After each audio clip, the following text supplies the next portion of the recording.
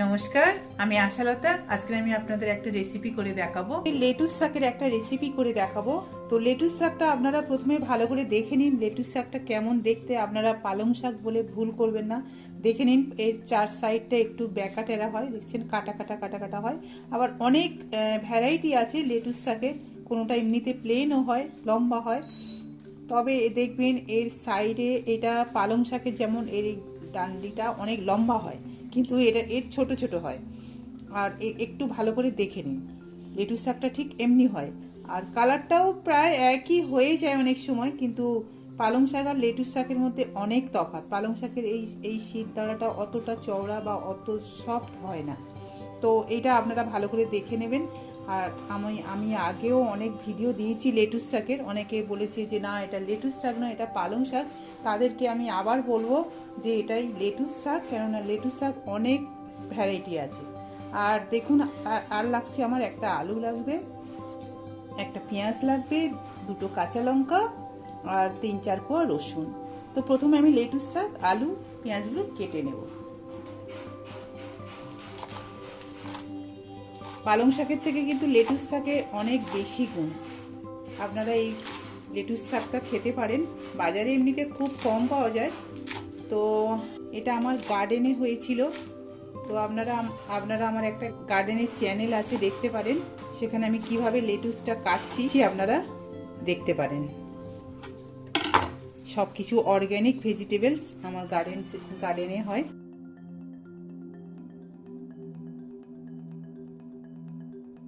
সবসময় বার্গার, পিৎজাতে আমরা এটা ব্যবহার করে থাকি, কিন্তু এমনি করে আমার মতন করে আপনারা ভাজা করে খাবেন, খুব ভালো লাগবে।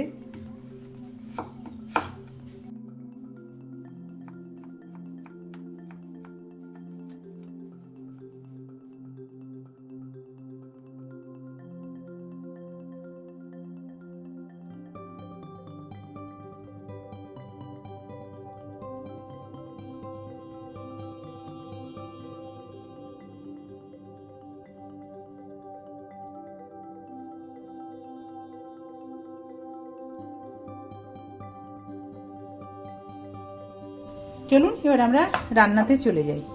কড়াই গরম হয়ে গেছে, এবার আমি দিয়ে দিচ্ছি সর্ষের তেল। এর মধ্যে দিয়ে দেবো একটা শুকনো লঙ্কা ফোড়ন দিয়ে দেবো,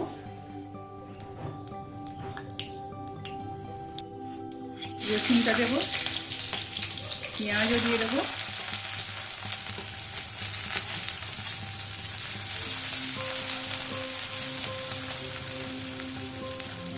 আলুটাও দিয়ে দেবো।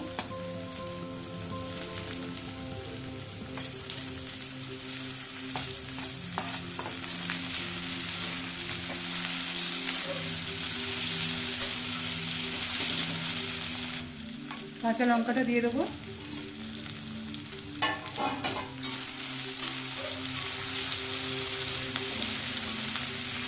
আলুটা একটু ভেজে নেবো 2 মিনিট, তারপরে শাকটা দেবো।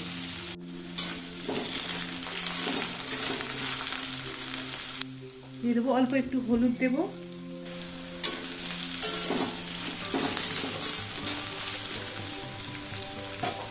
নুনটাও দিয়ে দেবো স্বাদ মতো।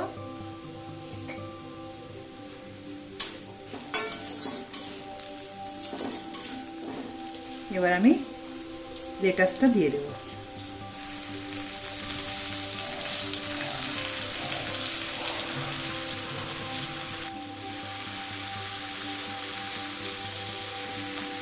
আবার এটা আমি 2 মিনিট ভেজে নেব আলুর সাথে।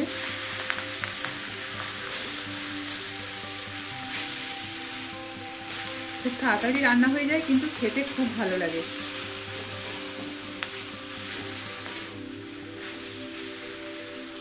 তো আমার লেটুসটা একদম রেডি হয়ে গেছে, এবার আমি এটা নামিয়ে নেব। গ্যাসটা এখন বন্ধ করে দিচ্ছি।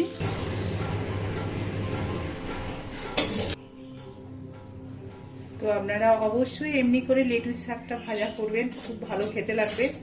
আর কেমন লেগেছে এই রেসিপিটা আপনারা কিন্তু জানাতে একদম ভুলবেন না। আমার এই রেসিপিটা যদি আপনাদের ভালো লাগে তাহলে লাইক করবেন, শেয়ার করবেন, সাবস্ক্রাইব করবেন, আর আমার বেল আইকনে ক্লিক করবেন। তাহলে নতুন নতুন ভিডিওর সাথে আপনারা আপডেট থাকতে পারবেন। নমস্কার।